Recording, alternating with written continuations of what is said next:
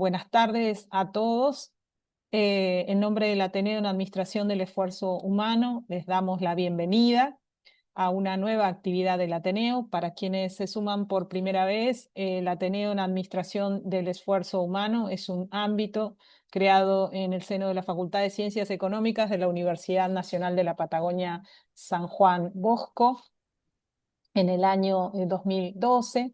Este espacio que busca brindar a la comunidad transferencia y difusión del conocimiento de nuestra área disciplinar, lleva adelante este proyecto que lo denominamos Conversatorio de la Administración del Esfuerzo Humano. Eh, Desde el año 2020, pandemia mediante, este formato de conversatorio adoptó la modalidad virtual, así que los invitamos a todos a visitar nuestro canal de YouTube, Ateneo en Administración del Esfuerzo Humano, donde van a poder ver las charlas de disertantes que nos acompañan desde el año 2020. Y bueno, en esta oportunidad nos acompaña el doctor Jorge Eccelini, abogado y procurador egresado de la Universidad Nacional de La Plata, profesor adjunto de la Cátedra de Derecho del Trabajo y Seguridad Social de la Facultad de Ciencias Económicas de la Universidad Nacional de la Patagonia. Esta actividad que vamos a dar inicio en breve ha sido avalada por resolución de decano número 573 de este año. Agradecemos profundamente al doctor Eccelini la disposición, la amabilidad de compartir este tiempo de reflexión con todos los presentes. Así que sin más, entonces, le cedo la palabra. El doctor Eccelini nos va a compartir su charla titulada Los derechos laborales en contexto de crisis. Jorge, adelante. Gracias, Janina. Eh, Bienvenidos a todos los que están participando de esta charla.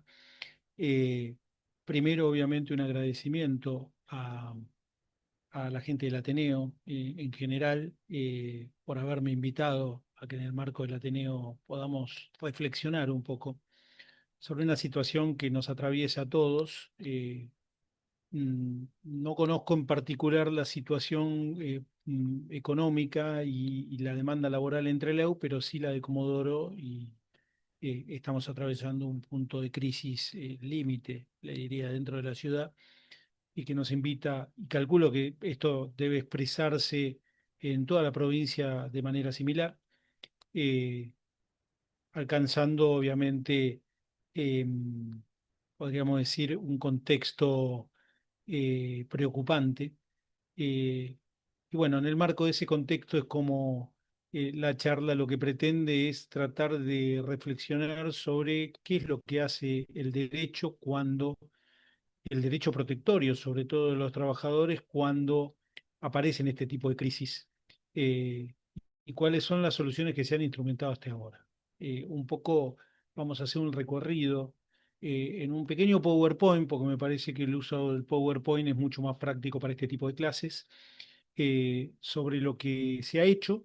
Y a partir de ahí nosotros proponemos algunas soluciones, pero estamos abiertos, obviamente, esto es un pensar entre todos, así que estamos abiertos a dudas, preguntas y a reflexiones también que puedan ayudar un poco a ver cómo se pueden atravesar estos contextos generales eh, eh, críticos para el mercado laboral. Lo primero que tenemos que definir entonces es qué llamamos el contexto de crisis dentro del mercado laboral. Para esto deberíamos ver la próxima filmina. Yo adopté una definición en particular, pero cualquiera de las definiciones que se puedan buscar son más o menos parecidas. Tiene que ver con efectos prácticos. Cuando nosotros hablamos de una crisis en el contexto del mercado laboral, estamos tratando, como lo dice aquí la definición que están leyendo ustedes, de desajustes severos que se dan en el funcionamiento normal del mercado de trabajo. Esto es, hay un problema entre oferta y demanda grave que se traduce siempre en pérdidas sustantivas del empleo, eh, consecuentemente una elevación del índice de desempleo y para aquellos que quedan todavía dentro del mercado, un deterioro importante en la calidad de las ocupaciones. O sea, lo que tenemos es una restricción del mercado laboral, claramente, un incremento de la demanda de trabajo a través de una mayor cantidad de desempleo, pero a su vez aquellos que todavía logran conservar el trabajo no lo conservan con los mismos derechos y con la misma calidad de derechos que tenían antes de la crisis. Obviamente pasan a un deterioro importante de todos los derechos que conservan dentro del contrato de trabajo. Y bueno, toda esta situación pone en tensión el sistema normativo porque no puede dar respuestas. El problema es que lo que tenemos no sirve para dar respuestas ante una situación de hecho que no podemos impedir, que es ese desajuste, generalmente por variables económicas que habría que analizar cada vez que se presenta una crisis, normalmente por cambios no solamente en el mercado laboral, sino también por cambios ideológicos que sustentan soluciones distintas a la crisis. Y bueno, y ahí es donde se pone en tensión y se pone también a prueba la capacidad de respuesta de cada uno de los actores. O sea, ¿qué hacen los empleadores ante esta crisis? ¿Qué hacen los empleados? ¿Cómo se comportan los sindicatos? Y en definitiva, ¿cómo se comporta el Estado, que no es un actor que mira de costado? Dependiendo de la ideología que abracemos, podría o no mirarlo de costado, pero que una crisis de este sector lo golpea y que deberá reclamar su intervención de alguna manera. ¿Sí? Eh, Esto es lo que vamos a analizar en el contexto actual o poniéndolo un poco en la mirada en la crisis actual que tenemos en lo que hace al mercado laboral. Pasamos a la próxima film. Para definir entonces las crisis en el mercado laboral, se presentan con ciertas características. Eh, Aquí yo la cito. Primero es la intensidad y rapidez del impacto. Esto es, generalmente este tipo de crisis no deberían ser previstas. Si uno sabe que el mercado laboral va hacia una fuerte restricción, debe entender que los actores sociales y los actores del mercado laboral han tomado las medidas para poder, eh, eh, por lo menos, frenarla o para que el impacto sea menor. Normalmente lo que uno ve es que ante estas crisis siempre los toma de sorpresas, entonces tenemos una intensidad importante y una rapidez del impacto que no da lugar a que se puedan tomar medidas inmediatas para poder, eh, si no se tiene el reflejo suficiente, para poder impedir el golpe que produce esta restricción en el mercado laboral. Generalmente también se destaca por la persistencia de sus efectos, o sea, esa crisis no es una crisis pasajera que dura 1 o 2 meses, sino que se sustenta muchas veces en años. La recuperación es muy baja y entonces eso hace que se sustente en años. Ustedes habrán visto que nuestra tasa de desempleo, cuando superó el 10%, tardó aproximadamente 5 años durante la vigencia de una ley que era la que medía el desempleo como tasa de indemnización. Tardó 5 años en que esa ley perdiera sus efectos porque tiene que ver el tiempo que tardó en poder bajar el índice de desocupación de 2 dígitos a 1. Así que como verán, los impactos de la desocupación generan ciertamente una tasa de recuperación muy lenta comparado con lo que es el impacto. O sea, para ponerlo en términos gráficos, nosotros podemos tener un incremento de la desocupación en 4, en 5 puntos ante este tipo de crisis y volver a recuperar el nivel de empleo para bajar esos 4 o 5 puntos de desocupación que ocurrieron en un mes o en un año, puede tardar 5 o 6 años. Entonces, hay un desfasaje entre la desocupación que generan este tipo de crisis y la recuperación del empleo después en el mismo. Eh, bueno, obviamente el deterioro cualitativo de las relaciones laborales cada vez que se producen este tipo de crisis, una clara y notoria falta de adaptación de las normas existentes que no pueden dar respuesta. Eh, y por último, sectores o estamentos de trabajadores fuertemente impactados, porque también es cierto que la crisis no ataca a todos por igual. Hay sectores que la pueden sobrellevar mejor y hay sectores que quedan absolutamente impactados en la crisis, muchas veces cuando son sectoriales, pero muchas veces cuando son generales hay actividades que se golpean menos y hay actividades que son las primeras en ser golpeadas. Normalmente, por ejemplo, la construcción es la primera actividad en ser golpeada en la mayoría de las crisis. Entonces, tenemos una actividad que siempre es muy, eh, ¿cómo podríamos decir? Siempre está muy vinculada a la crisis, siempre eh, queda, o es la primera en ser tocada ante las crisis, y tenemos otras actividades donde el impacto es mucho menor, es más diluido, y que se puede apreciar menos.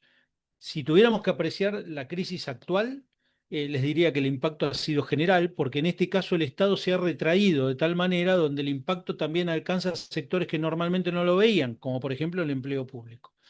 Y por el otro lado, si ya tenemos que ponernos en la crisis sectorial, la que aborda nuestra provincia, bueno, se ha atacado la principal industria extractiva de nuestra provincia, con lo que el impacto va a caer sobre todos, incluso para aquellos que no viven en la ciudad, como Comodoro de Rivadavia, que es la ciudad de origen de la actividad extractiva, porque en definitiva esto afecta seriamente los recursos de ingreso dentro de la provincia y va a afectar el reparto que la provincia puede hacer de sus propias obligaciones y de la distribución de estos recursos. Así que es un tema para ponerle el ojo en cuanto al crecimiento del desempleo y a la falta de respuesta que pueda haber al respecto al mismo.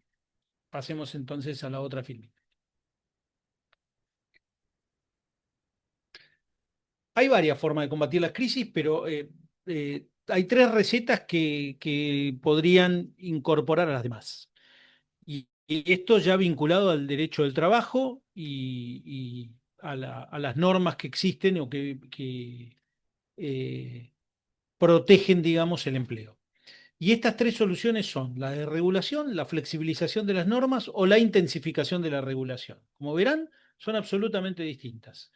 Desregular es directamente eliminar todas las normas protectorias y dejar al mercado que establezca cuáles son las reglas de juego. Nuestro país nunca lo ha hecho, sí tenemos antecedentes en Chile y tenemos antecedentes en Estados Unidos, donde es quizá el país con mayor marco desregulatorio de normas laborales, pero obviamente con un mercado muy activo eh, que generalmente logra cubrir esa regulación con una actividad bastante importante. El problema es que cuando llegan las crisis, ahí debemos decir que el Estado, por lo menos en Estados Unidos, ante las crisis laborales lo que tenemos es la receta contraria. O sea, si bien es un país que ha desregulado sus normas, cuando está en crisis regula, hacia al revés. Hay una intervención del Estado para paliar las consecuencias de la crisis.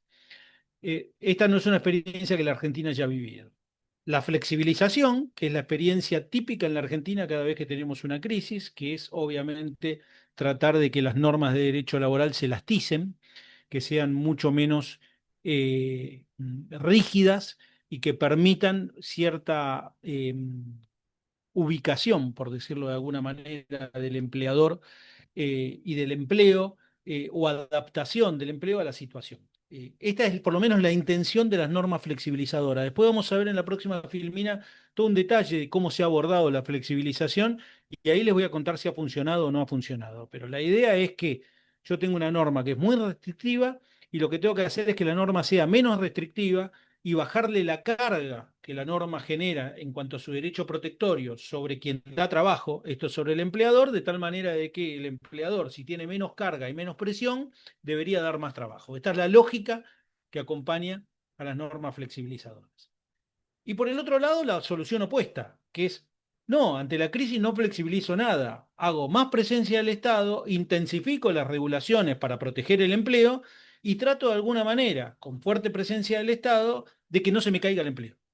¿Sí? También esta solución se ha utilizado, la vamos a ver, vamos a citar esas soluciones también que ha utilizado el Estado para que se pueda comparar y analizar qué es lo que se hace cuando se presentan estos contextos de crisis. Vamos a la próxima filmina entonces. Bueno, vamos primero con los antecedentes normativos flexibilizadores. O sea, primero vamos a desarrollar todas las normas que se han dado en nuestro país y las soluciones flexibilizadoras en nuestro país y después vamos a ir al contexto opuesto también para poder ver ambas. Aquellos que han optado por flexibilizar las normas han dividido la flexibilización en tres etapas. Ellos sostienen que el costo laboral está dado por numerosos. Todos sabemos que el costo laboral en principio está dado por numerosos componentes.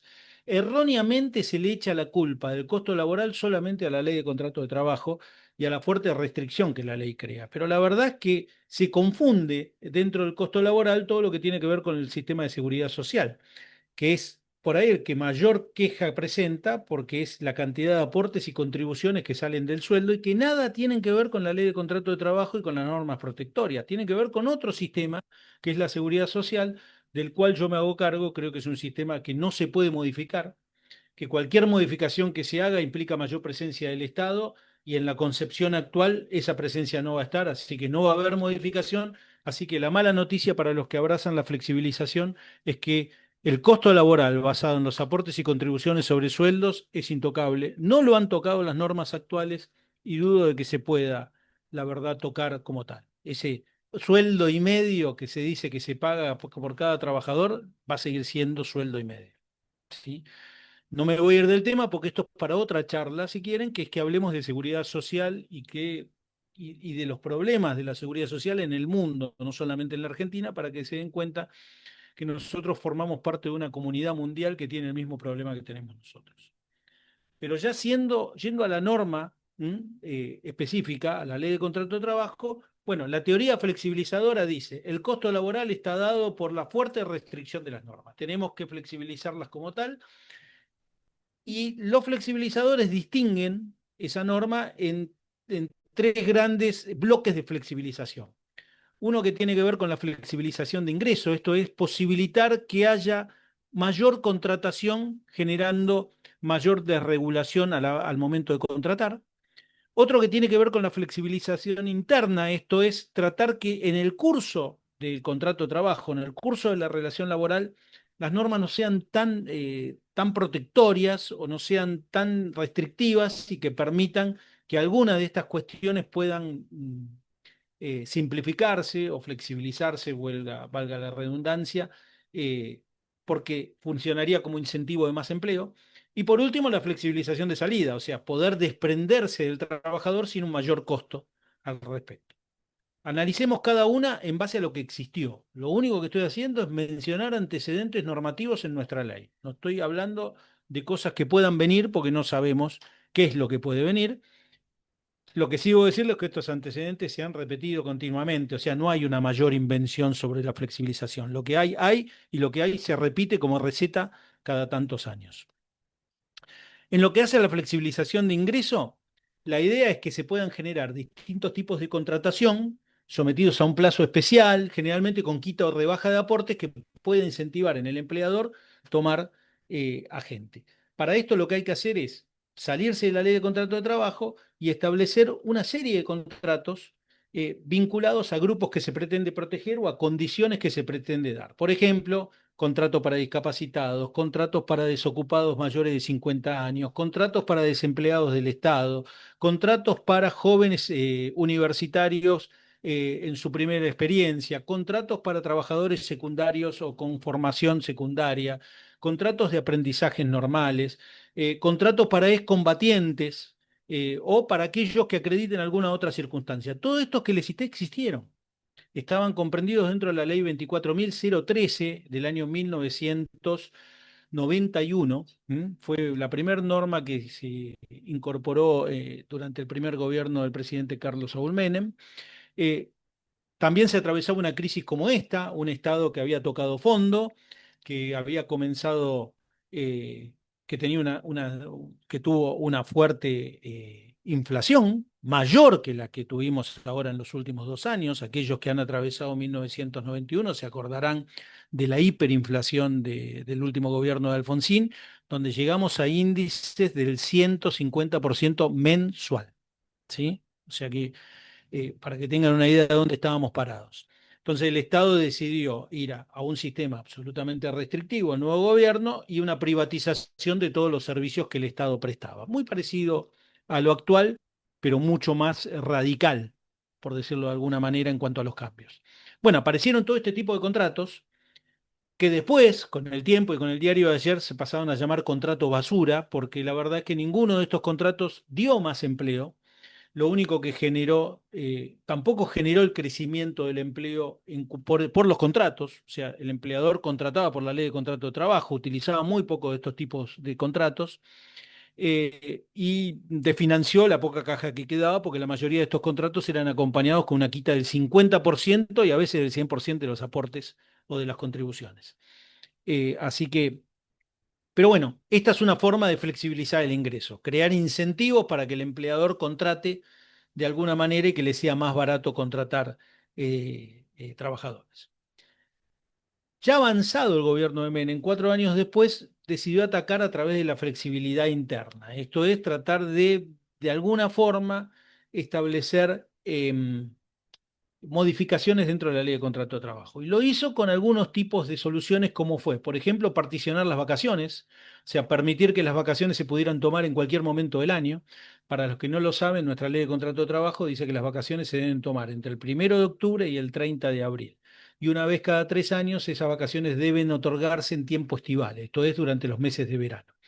La ley 24.465 y la ley 24.467 de pymes, lo que hizo fue permitir que las pymes pudieran particionar las vacaciones y no solamente particionarlas, sino otorgarlas en cualquier momento del año. Entonces, ya existía unas vacaciones a conveniencia, por decirlo así, de acuerdo a la producción, eh, tratando de que de esa manera se sostuviera la contratación o la producción durante todo el año. También se permitió la partición del pago de aguinaldo, se permitió que el aguinaldo se pudiera pagar en 3 cuotas, ¿sí? Por ley, para los que no lo saben, el aguinaldo se paga en 2 cuotas. Una cuota que se paga el 30 de junio de todos los años y otra cuota que se debe pagar el 18 de diciembre de todos los años. La ley 24.467 permite para las pymes, eh, esto para los que no lo saben está vigente, permite a las pymes pagar el aguinaldo en 3 cuotas, ¿sí? O sea, particionar una cuota más del aguinaldo. Otra solución es la creación de bolsas de horas de trabajo. Esto no ha estado en las leyes durante los gobiernos durante las dos presidencias de Menem, pero sí estuvo en el proyecto del presidente Macri, que no llegó a ponerse en funcionamiento, y también ha formado parte del DNU 70-2023 del actual gobierno, pero no fue después trasladado a la ley 27.742 o llamada ley bases. O sea que todavía está en veremos. La creación de la bolsa de horas es la posibilidad de que yo le pueda dar a un trabajador una cantidad de horas, como si las guardara en una bolsa, y las pueda utilizar intensivamente en un periodo del año y lo que resta usarlas después. Esto permite que yo pueda tener un trabajador afectado en jornadas de 12 horas, supongamos, durante 2 meses o 3 meses, pero después pasarlos a tener en jornadas de 3 horas durante otros 3 meses. Es una medida innovativa, eh, que hay que mirarla entre comillas porque puede llegar a funcionar. En Europa ha funcionado, en algunos países, sobre todo para el microempleo. No la hemos puesto nunca en funcionamiento, y tampoco nunca hemos visto una regulación seria. Eh, el proyecto, tanto el proyecto de Macri como la regulación del DNU 7023, lo único que hizo fue mencionar la creación de bolsa de hora de trabajo y nada más. Entonces, como nunca nadie ha visto una regulación seria, no podemos saber a dónde se apunta y cómo funcionaría. Deberíamos tener una mayor descripción, eh, pero podría ser una salida de flexibilización aceptable, sobre todo si se negocia con los sindicatos. Bueno, la incentivación de la contratación part-time, lo que nosotros conocemos del part-time es lo que se conoce como contrato a prueba. ¿Sí? Perdón, lo que se conoce como contrato a tiempo parcial. Está regulado en nuestra ley de contrato de trabajo en el 92 TER y permite que yo pueda contratar a trabajadores por jornadas menores a las 6 horas de trabajo y pagar, si las jornadas son menores a las 6 horas de trabajo, un sueldo proporcional a las jornadas que se trabajan. Esto está permitido en la ley, pero no está incentivado. Y hay algunos esquemas de producción que podrían utilizarlo como solución. Las medidas flexibilizadoras entienden que la idea de incentivarlo es la posibilidad de que si yo tengo un trabajador de 8 horas pueda unilateralmente afectarlo a una jornada menor. ¿Sí? Esto es lo que persigue la flexibilización. Hoy la ley no permite esto. Permite que yo pueda contratar a alguien en forma part-time, pero no que yo pueda como empleador modificarle la jornada de trabajo como se me antoje. Para eso necesitaría un consentimiento del trabajador si ya está en una jornada completa. La idea flexibilizadora es poder hacerlo sin el consentimiento. ¿Ok? Para que se entienda hacia dónde pasa, de tal manera que en un contexto de crisis yo podría reducir las horas para poder salvar la relación laboral. O sea, no lo miren como algo negativo, mírenlo también como una solución para decir, en vez de cerrar mi negocio y dejarte en la calle, te propongo que trabajemos todo menos horas y de esta manera reduzco el costo y no despido a nadie. Es una solución que hoy no lo permite la ley, pero que hay que tener en cuenta como una solución incentivada, flexibilizadora. Otra solución es la polifuncionalidad, la posibilidad de que un trabajador no esté atado a la categoría de revista y se niegue a hacer tareas de otra categoría. O sea, buscar el trabajador que hace de todo. El case en japonés, como le decimos, En la concepción japonesa, un trabajador en la producción debe saber hacer de todo, debe trabajar desde portero hasta gerente y conocer cada una de las funciones. eh, en la formación taylorista-fordista que tiene la industria americana y entre ellos nuestro país, un trabajador trabaja de acuerdo a su categoría y no mueve un tornillo si no le corresponde de acuerdo a su categoría. La idea en la flexibilización es que se rompa ese concepto cerrado de categoría y que se pueda trabajar con un trabajador que sepa hacer de todo, ¿no? En cuanto a la polifuncionalidad. Y esto tiene que ver también con una generación de un esquema de toma de decisiones flexible, que el Taylorismo-Fordismo no lo concibe y que sí lo concibe el sistema toyotista japonés, que es la posibilidad de que cuando tengamos un desperfecto en la escala de producción, por decirlo así, o en la línea, como se le dice en el esquema productivo de las fábricas, eh, no tengamos que esperar a que venga el jefe para que nos diga cuál es la solución o que analice con su otro jefe cuál va a ser la solución que va a implementar, sino que los mismos trabajadores en forma inmediata puedan implementar la solución y continuar con la línea de producción.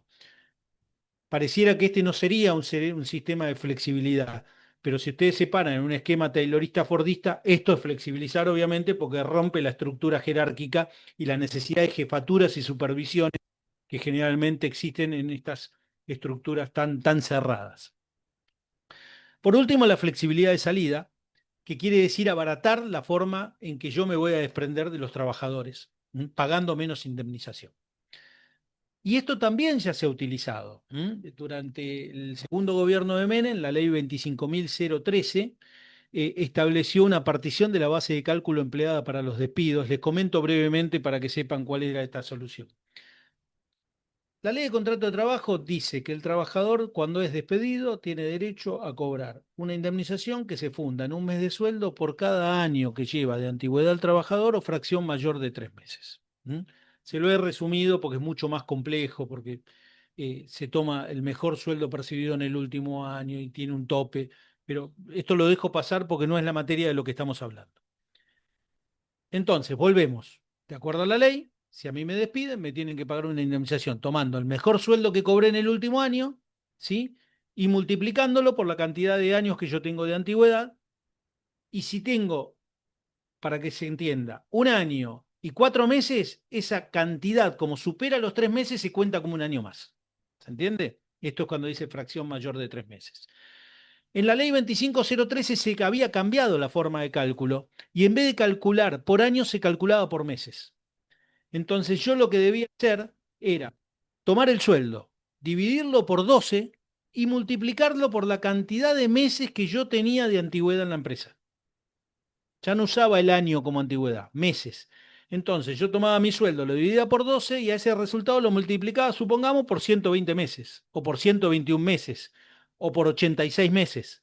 Entonces esto me daba un cálculo más preciso, pero eliminaba ese englobamiento de que si yo cumplo más de 3 meses paso a tener un año más. ¿Se entiende?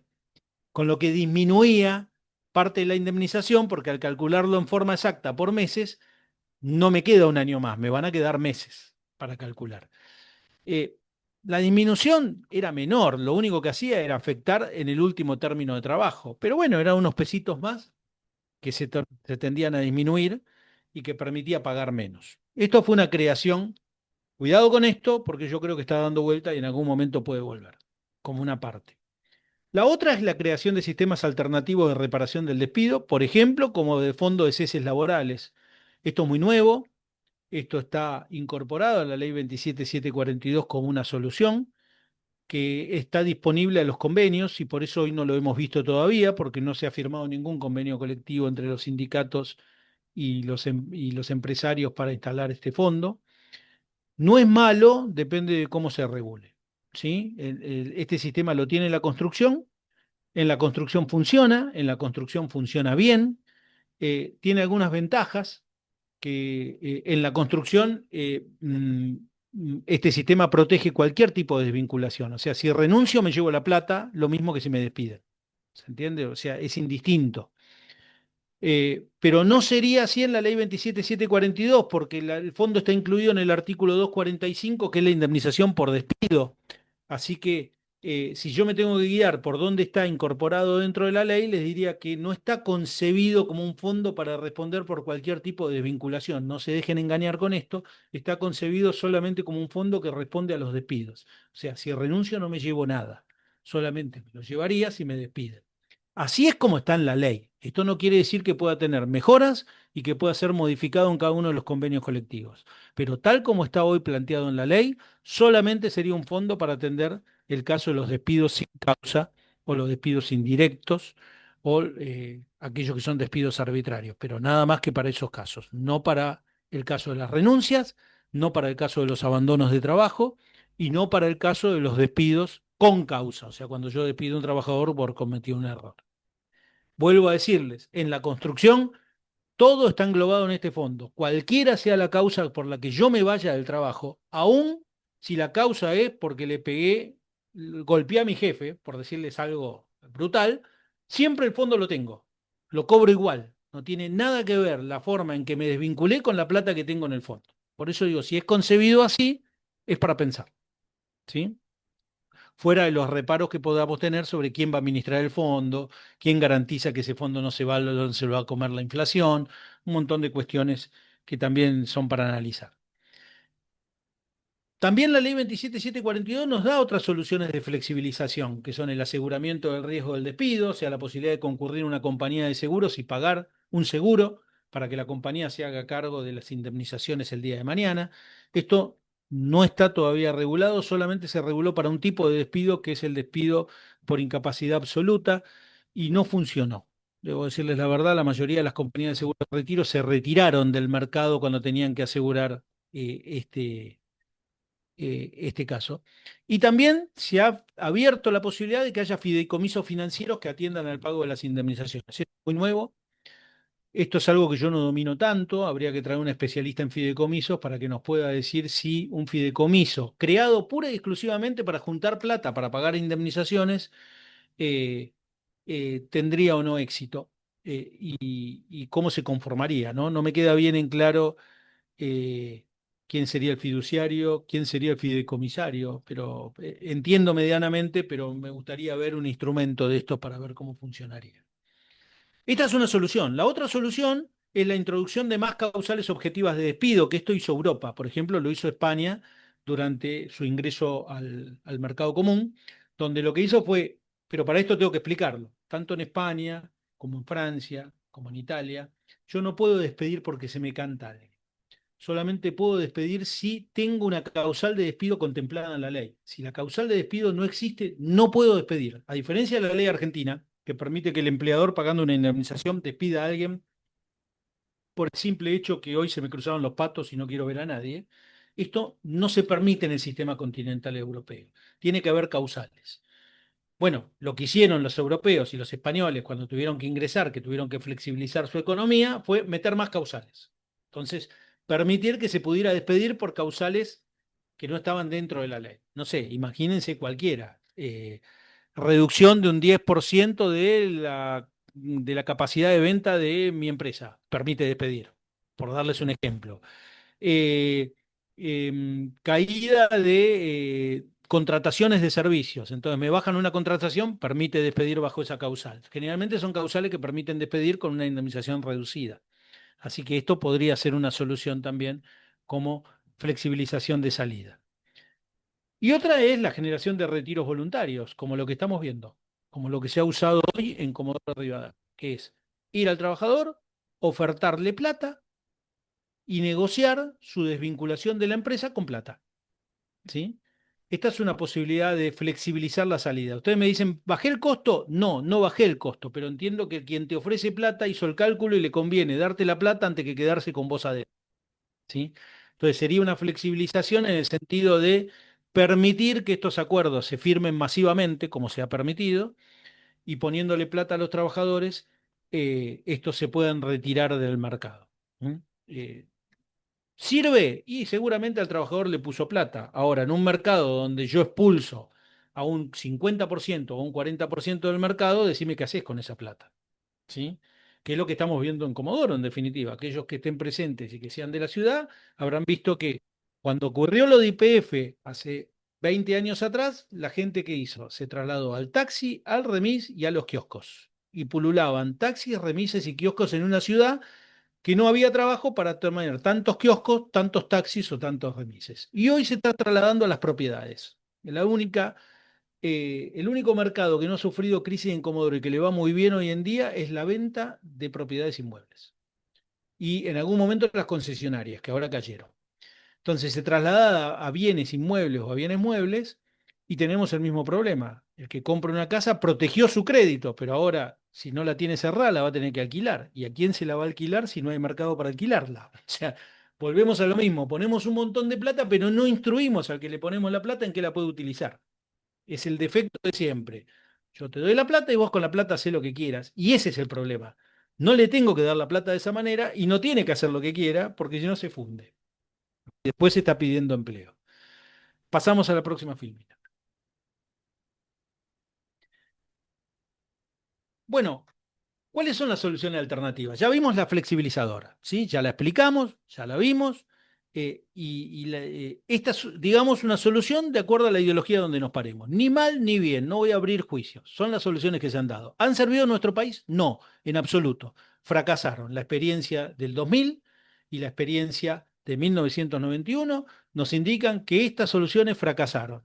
El país no dio empleo, tuvimos una tasa de desempleo que llegó en algún momento al 16%, y la recuperamos recién allá por el 2008. O sea, tardamos 8 años en volver a bajar el índice de la tasa de inflación. Así que evidentemente esas soluciones, que son las que se están tomando, por lo menos la historia las contrasta. Puede ser que no le hayan encontrado el agujero al mate y ahora sí, por decirlo de alguna manera, y entonces funcionen. Pero la verdad es que la realidad nos está diciendo que no, ya ahora. ¿Sí? Así que no sabemos, o por lo menos no tenemos, yo no tengo fe en que esta sea la solución y las medidas sean las que correspondan. No funcionó tampoco en España, no funcionó en Europa, para que se entienda. O sea, no han funcionado en los países en que se han utilizado, donde tenemos una fuerte presencia de un derecho laboral escrito. Ha funcionado en países donde estaban más desregulados, y esto es importante decirlo. Bien, el bando contrario, por decirlo de alguna manera, la solución contraria, implica buscar alternativas que no pasen por flexibilizar. Una de ellas, ¿sí?, es lo que se llama el empleo de suspensiones concertadas, que están en el artículo 223 bis de la Ley de Contrato de Trabajo. Este artículo fue agregado durante la presidencia de Menem y teniendo como ministro de Economía a Domingo Cavallo, y fue autoría de Domingo Cavallo, por decirlo de alguna manera. Siempre se llamó que este era el artículo agregado por Cavallo en sí.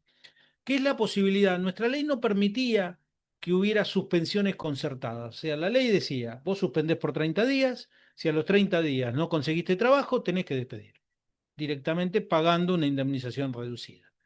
Eh, con lo que era muy acotado el plazo y la verdad que lo que hacía era largar gente al mercado sin posibilidad de que se pudieran defender. Entonces se agregó este artículo que permite que el empleador con el empleado puedan hacer un acuerdo donde se suspende al trabajador por un tiempo X, que puede ser mucho más de 30 días, no tiene un plazo la suspensión, y durante ese plazo de suspensión se le paga al trabajador una suma no remunerativa, que no está fijada en ningún lado, que es lo que acuerden las partes, ¿sí?, para que se permita sostener a ese trabajador. Ese trabajador no va a trabajar, no está trabajando, permanece en su casa, pero cobra un aliciente, una ayuda.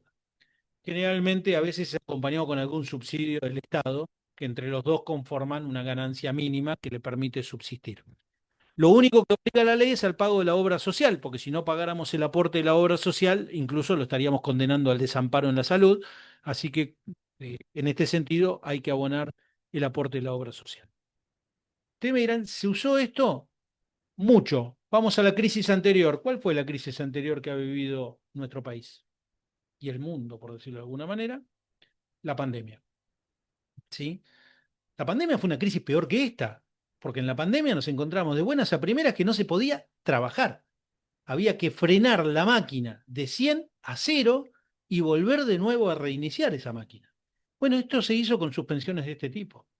Y se hizo con una fuerte presencia del Estado que pagaba los subsidios, aparte de las no remuneraciones. Y así atravesamos 7, en nuestra provincia 8 meses, en otros lados un año y pico, ¿Mm? Eh, con los trabajadores en su casa, con algunos que pudieron volver al trabajo de a poco, y sin despidos. Entonces, yo me pregunto si esta no es una solución que podría haber sido potable en esta crisis y que esta vez no se utilizó. ¿Por qué no se utilizó? Bueno, la respuesta es clara, por la restricción del Estado. Al desaparecer el Estado, falta el sostén principal de este tipo de acuerdos, ¿sí? Eh, y eventualmente esta salida no era viable. Otras salidas. Pasamos a la filmina que sigue. Otras posibilidades que van concatenadas con la que acabo de explicar es esta. La fuerte presencia del Estado, la aparición del Estado subsidiando la actividad. La actividad se puede subsidiar de montones de maneras. Una de ellas es la rebaja de impuestos o la política de incentivos. Por ejemplo, el barril petrolero argentino, como vimos en el petróleo, que fue una forma de solucionar la baja del petróleo, la baja de la cotización del petróleo, de tal manera de sostener la ganancia de las empresas y que éstas no afectaran a la producción. Esta era una forma de poder hacerlo. Otra puede ser a través de la rebaja de impuestos en algunas actividades. Este gobierno provincial actual lo anunció y lo hizo con respecto a los polímeros, de tal manera de poder incentivar la inversión dentro de los polímeros en lo que se llama la recuperación terciaria del petróleo. Todavía parece que no ha dado resultados, pero ahí hay una actitud del Estado de tratar de subsidiar a la actividad.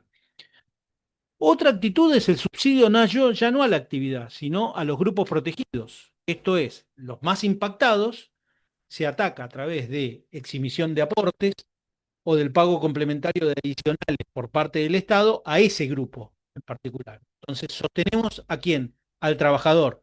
No estamos sosteniendo a la actividad en sí. Es otra forma de abordar la crisis. Y por último, la crisis también es el subsidio que hace el Estado al empleo en general. Cuando la crisis es general, el Estado sale a subsidiar en forma general. Algunos se acordarán, yo acá lo cité, el decreto de emergencia ocupacional. Este fue de la época actual.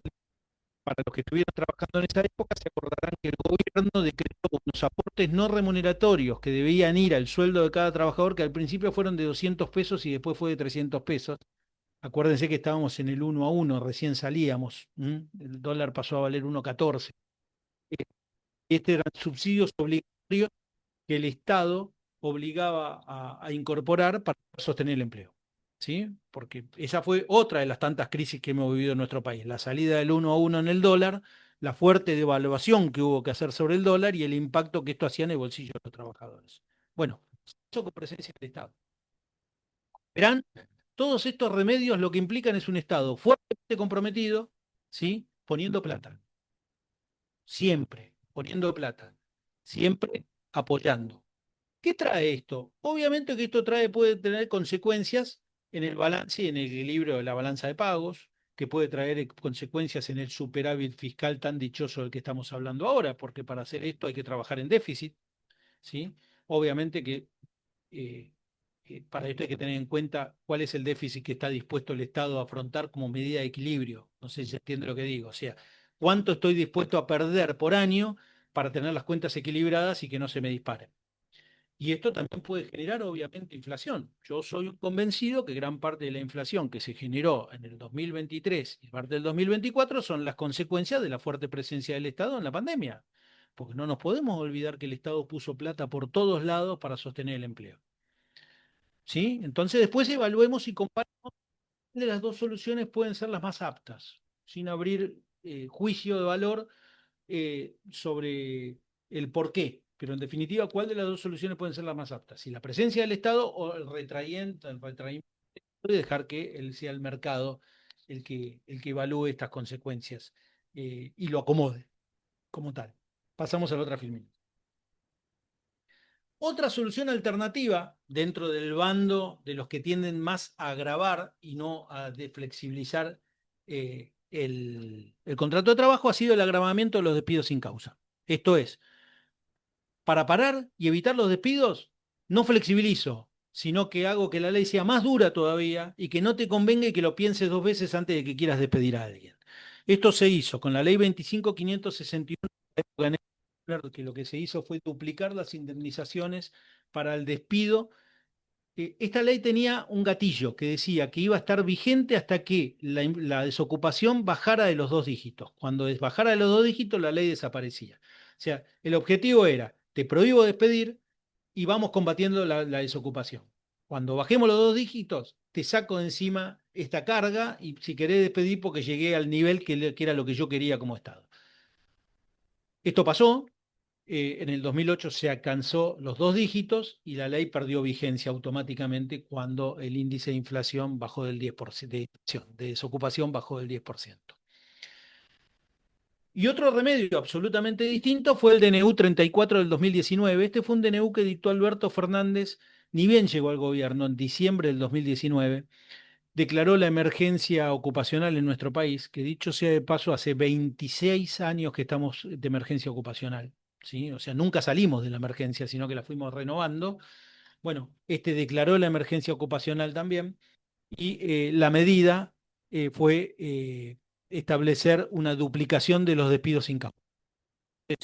Eh, la emergencia ocupacional, la idea era no despidamos más porque si no incrementamos la emergencia. Soluciones distintas.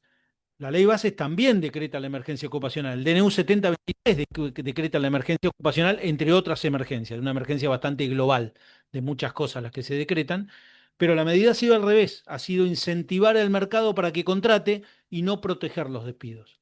Vuelvo a decir, no abro juicio, estoy comparando medidas distintas. Unos deciden restringir el despido, otros deciden liberar más el despido, pero tratan de incentivar la contratación mediante la flexibilización de normas. Y por último, la medida más terminante de todas, que es la prohibición de despidos. Esta medida solamente tiene un antecedente en nuestro país, que fueron todos los DNU de la pandemia. El primero fue el 329 del 2020, pero después fue renovándose, acuérdense que se renovaba cada 3 meses estos DNU, y era la prohibición absoluta de despido. Cuando digo prohibición absoluta, era la posibilidad de que el trabajador pudiera concurrir ante la justicia y pedir el restablecimiento en su puesto de trabajo. ¿Sí? Eh, no es lo mismo que agravar el despido. Cuando agravo el despido, lo que digo es lo que te sale 100 te va a salir 200. Mientras que cuando prohíbo el despido, lo que te digo es no podés despedir directamente. Esto fue lo que se hizo como solución en la pandemia, evitando obviamente el despido masivo de los trabajadores, pero esto también era acompañado con los famosos ATPs, no sé si se acuerdan, que era el Estado afrontaba el pago de un porcentaje bastante elevado de, ¿sí? de cada uno de los trabajadores, o de la diferencia entre lo que iba a pagar el empleador por las suspensiones del 223 bis, la diferencia la pagaba el Estado, ¿sí? O la incorporaba. Bueno, estas eran soluciones alternativas. ¿Qué creo yo? Y pasamos a la próxima filmina y con esto ya vamos terminando. ¿Qué creo que nos falta para poder abordar la crisis? Cualquiera sea el sistema que se abrace, ya sea que se abrace el sistema flexibilizador o el sistema de protección superior del Estado. Creo que en las crisis no ha habido esto que les estoy diciendo. Primero, la generación de un marco de concertación global entre empleadores, sindicatos y el Estado para superar la crisis. O sea, ponernos de acuerdo, sentarnos en una mesa y establecer cuáles van a ser las reglas de juego. No se soluciona salvándose uno. ¿Sí? Parece que tuviera que venir sobre la serie El Eternauta, ¿no? Nadie se salva solo. Bueno, en las crisis nadie se salva. El que cree que se salva es un error. Vive en una comunidad y solamente puede subsistir en esa comunidad. Entonces hay que generar un marco de concertación global. Yo acá les cito algunos para que vean que esto que estoy no es un invento mío, que se ha utilizado. ¿Sí? Convenio Marco de Formación Profesional en el Empleo del 2008. Convenio Marco de Competitividad de Empleo para la Industria Automotriz de 1995, firmado entre el Sindicato de Mecánicos y todas las industrias automotrices, porque estaban en crisis en esa época. Convenio Marco para el Empleo Público Nacional, fundado en el 2006 entre el Estado y los sindicatos del Estado. Convenio Marco para el Desarrollo de la Obra Pública, firmado entre el Estado, todas las contratistas de obra pública y los sindicatos. Y no quiero citar el Convenio Marco de 1973, firmado entre la CGT, la UIA y el Estado Federal, que puso las reglas de juego para toda la contratación del país. ¿Mm? Como ejemplo, o sea que se puede avanzar sobre convenios marcos que establezcan las reglas de juego en el sistema de crisis. Esto creo que falta, ¿sí? No se ha abordado en el enfrentamiento y no en el diálogo. Y así estamos, me parece. Otras 3 propuestas más que tengo en la última filmina. Creo que faltan acciones de capacitación del personal desvinculado. No hay que sacarlo a la calle con plata, hay que formarlo. Si la demanda pasa por otra requisitoria de contratación, tenemos que formarlo como tal. ¿sí? Tiene que haber escuelas de formación de los trabajadores para que puedan volver a reinsertarse en el mercado laboral. Esto no lo está haciendo nadie, ¿sí? Miren, yo siempre cuento una anécdota. A mí me tocó hace muchísimos años ir a un congreso de relaciones industriales en Italia, y uno de los conferencistas era el secretario general de lo que sería la UOM de Alemania. Eh, este secretario general, aparte de dar toda la conferencia en inglés, eh, la conferencia consistió en explicar qué es lo que había hecho la UOM en Alemania y en Europa ante la desvinculación del mercado común europeo en una de sus crisis. Y formaron escuelas de formación obligatoria en todo lo que era la tecnología que venía, de tal manera que el trabajador estuviera capacitado en las TICs, sobre todo para el trabajo del... No se quedaron de brazos cruzados. Por más que le subsidiaban, funcionaban las bolsas de desempleo, los sindicatos salieron fuertemente a capacitar a su personal para lo que se viene, ¿sí? Si esta es la demanda. Bueno, de esto no hay nada, ¿sí? No hay nada del Estado y no hay nada de los sindicatos tampoco. Es importante o por lo menos nada conocido de volumen. Seguramente que hay sindicatos que capacitan, ¿sí? ATSA, la sanidad tiene una universidad donde capacita gente para el ingreso continuo. eh, a capacitación de radiólogos, capacitación de enfermeras, pero digo, es una actividad concreta, ¿sí? No hay muchas actividades que estén formando en esto. Celebro que la UOCRA el otro día ya ha firmado en Comodoro Rivadavia un convenio con Comodoro Conocimiento para empezar a formar parte de su personal en tornería, etcétera, porque bueno, eso es ocuparse de estos problemas. Eh, También otra pata es la generación de empleo por parte del Estado, que se ha ido, pero que no se ha ido ahora, se ha ido hace tiempo. ¿Sí? Si la oficina del empleo es darle un contratito a un trabajador para que vaya y corte un cerco, eso no es oficina de empleo. Si la oficina de empleo es juntar a cuatro o cinco personas que quedaban aisladas del mercado y que no pueden hacer otra cosa más que salir a juntar con una bolsa de basura, limpieza de calle, tampoco eso es un empleo calificado. Es formar en el empleo y intervenir fuertemente en el mercado, porque el Estado es el Estado, no es cualquiera, para poder establecer las reglas de juego para que sus oficinas de empleo son las que, ¿sí? Que lo imponga el Estado. El Estado no ha hecho eso. Se ha ido de eso y ha dejado que los sindicatos con sus propias bolsas de empleo, ¿sí? Empiecen a emplear a su personal. Está bien, no está mal, pero la formación de las bolsas del empleo de los sindicatos no está testeada como la que debería ser la del Estado, que te puede ofrecer un trabajador que está testeado, que sabés quién es y que tiene un certificado que dice que lo ha formado. Bueno, de esto no hay nada tampoco. Y por último, una política de subsidio al empleo por parte del Estado seria, seria. El fondo de desempleo es una risa. No sé si ustedes saben, pero el fondo de desempleo son sumas que deben andar en el orden, no creo que llegue a 100.000 pesos por mes para un trabajador. Eh, y el fondo de desempleo no es un subsidio al vago, ¿eh? Esto lo quiero aclarar, porque para poder acceder al fondo de desempleo hay que haber acreditado un mínimo de entre 12 y 36 meses de aportes. O sea, quien accede al cobro del fondo de desempleo es un trabajador que se quedó sin empleo, no el subsidiado permanente, que es el discurso que hemos escuchado siempre y que basta decir que nadie puede estar de acuerdo con que subsidiemos permanentemente a quien no trabaja.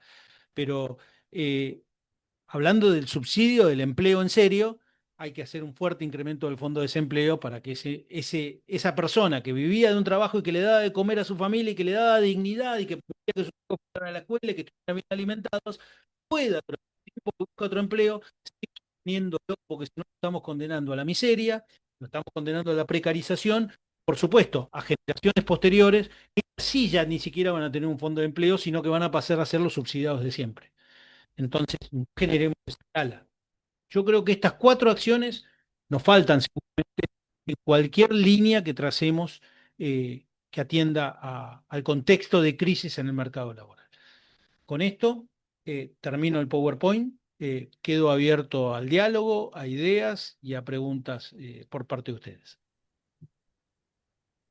Muchas gracias, Jorge.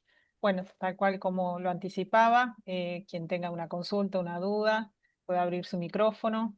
Si no tienen disponibilidad y quieren hacerlo por el chat, también, ¿sí?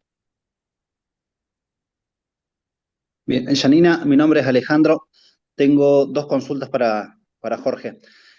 La primera, al principio de la disertación, y luego brevemente a lo largo comunicó sobre la baja de la recuperación que llegó a 8 años en Argentina. Quisiera saber si tiene datos de que en otros países del mundo lleve menor tiempo. Y la segunda, no lo escuché hablar en ningún momento, no sé si es parte de la disertación, el tema de las desvinculaciones a través del artículo 247 de la Ley de Contrato de Trabajo y cómo se aplicaría eventualmente. Gracias. Hola Alejandro, ¿cómo estás? Dos cosas. No tengo estadísticas hechas sobre el tema porque no es mi especialidad. Eh, pero todos los planes de recuperación de empleo fueron con fuerte presencia del Estado. Basta citar dos que son Plan Marshall, con aplicación en toda la época de posguerra, que creó los 30 gloriosos años en Europa. Entonces, muchísima presencia del Estado, sobre todo vinculado a la obra pública, siguiendo por ahí las recetas keynesianas, que parece que Keynes se volvió una mala palabra, pero fue la solución para que Estados Unidos pudiera salir de la crisis de la guerra. eh, y salieron del empleo. Alemania para el año 52 ya estaba recuperado. Y no estamos hablando de una crisis transitoria como la que podemos tener nosotros, estamos hablando de un país devastado y destruido. Con lo que yo creo que sí, que hay recetas, pero vuelvo a decir, la característica de las crisis es que no se recuperan inmediatamente, se recuperan lentamente. ¿Sí?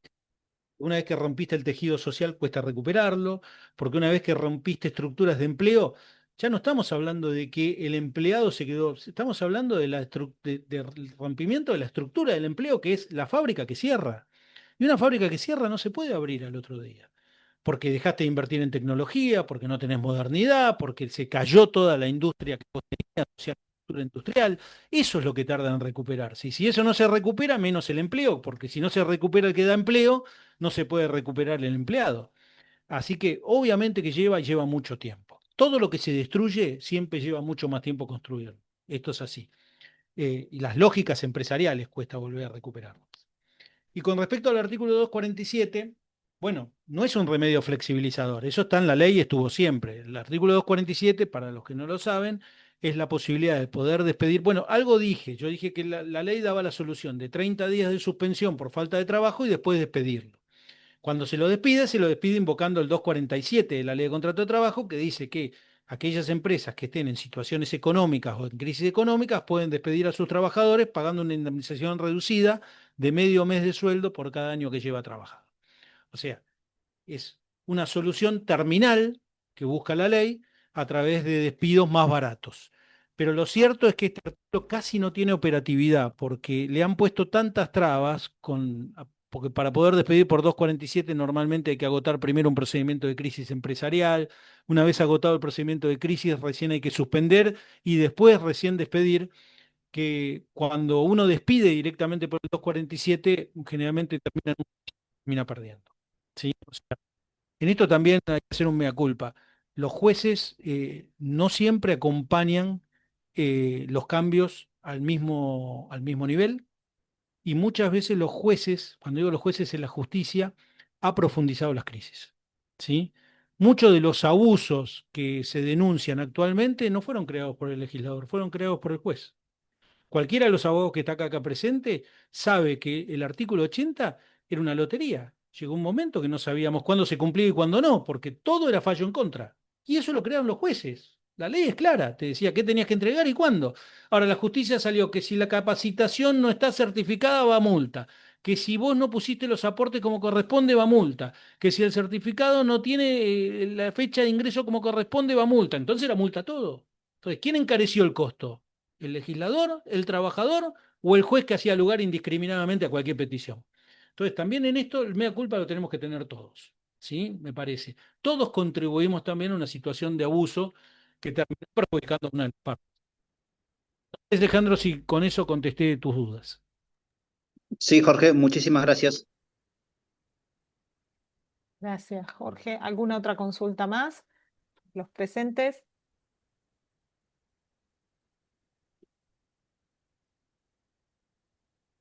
¿Qué tal? Buenas tardes. Mi nombre es María Luisa Ávila. Algo que quería comentarle a Jorge, que realmente, primero, felicitarlo por hacer esta charla para que todos podamos tener una visión clara de lo que está pasando hoy en Comodoro Rivadavia. Felicitar igual a la universidad, al observatorio, porque realmente esto nos abre a muchísimos un panorama real que lo estamos sufriendo y por ahí hacemos la vista para el costado, ¿no?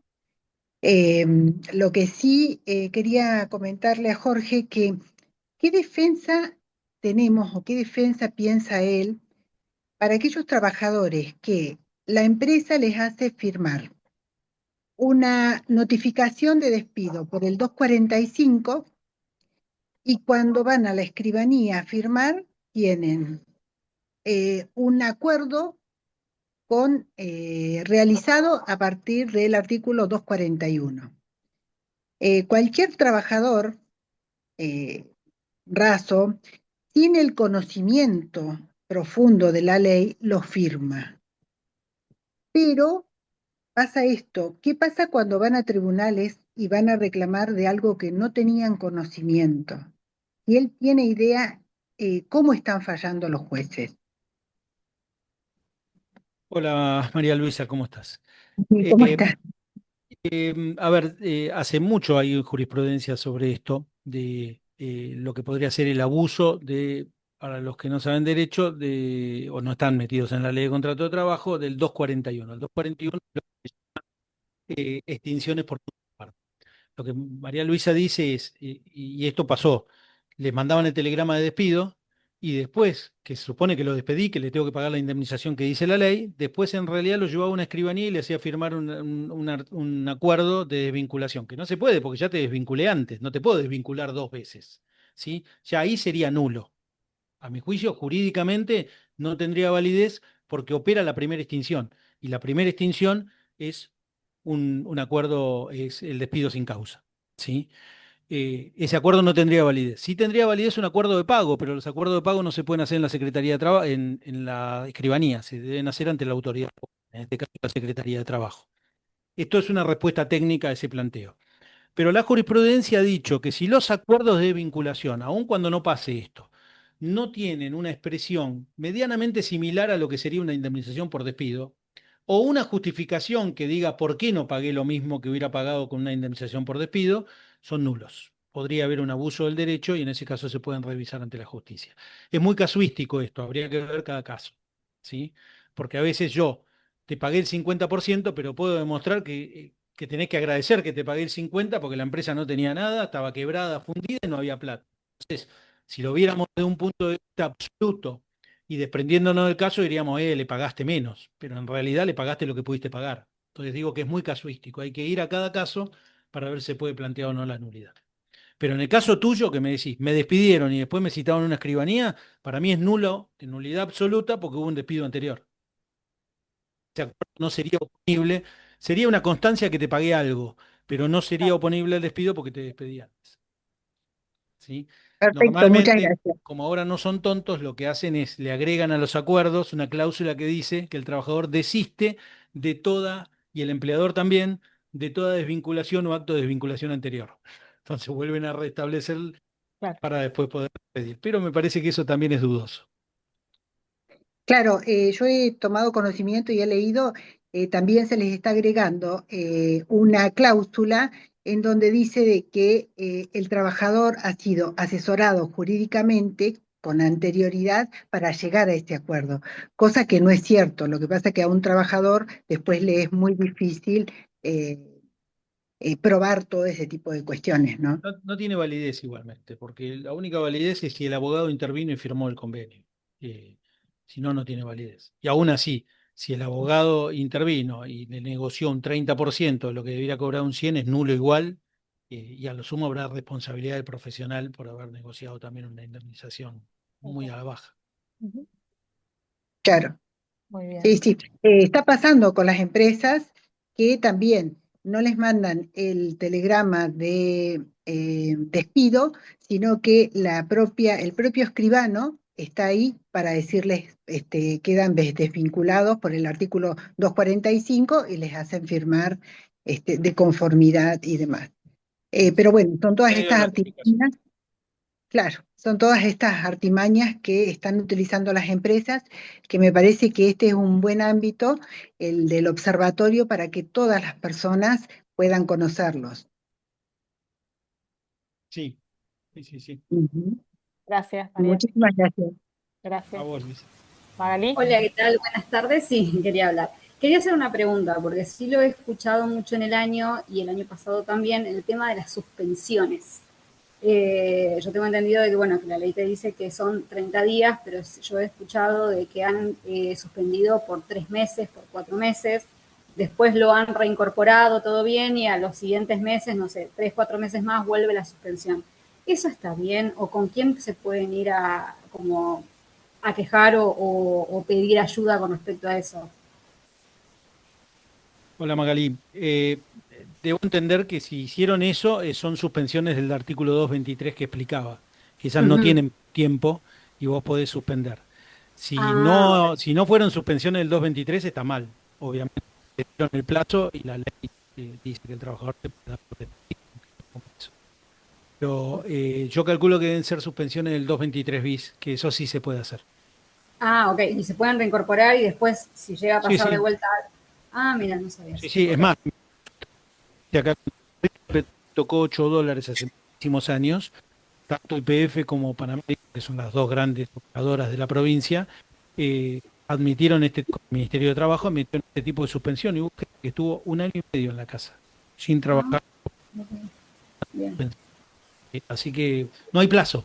Y podría suspender y después por ahí levantás y volvés a llamarlo y después volvés a suspender. Pero son concertadas. Para poder suspender tenés que prestar consentimiento del trabajador, si no, no tienen validez. Ni siquiera el sindicato las puede negociar.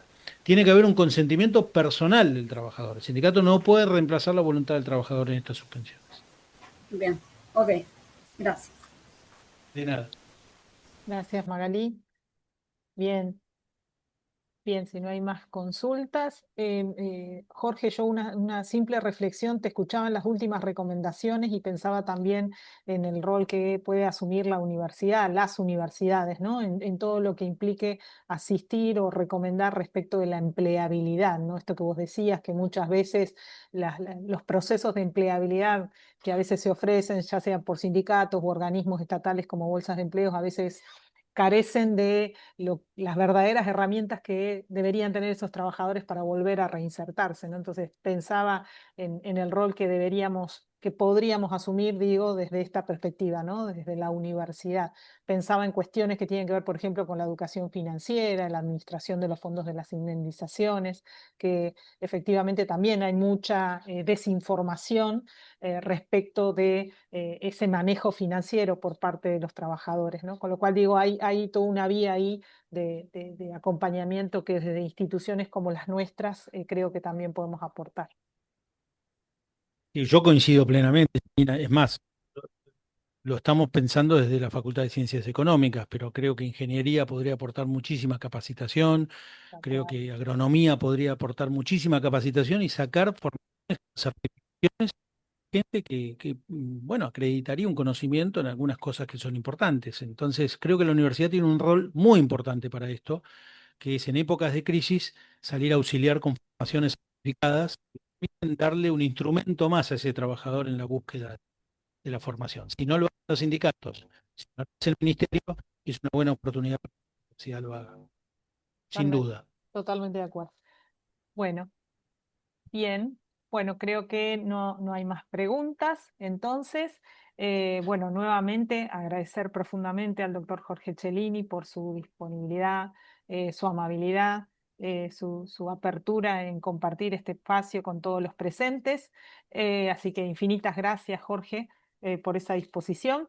A los presentes también, invitarlos a la próxima charla del Ateneo, que va a ser el 30 de octubre, sobre sociología del diseño y capacitación, evidencias sobre el impacto del juego en la consolidación del aprendizaje. Agradecemos a todos la presencia y los esperamos en nuestras próximas charlas. Que tengan buenas tardes. Gracias. Muchas Muchas gracias. gracias. Saludos a todos. Gracias. Muchas Gracias. gracias. Gracias. Buenas Chau, chau. tardes. Gracias. Buenas tardes. Gracias, gracias.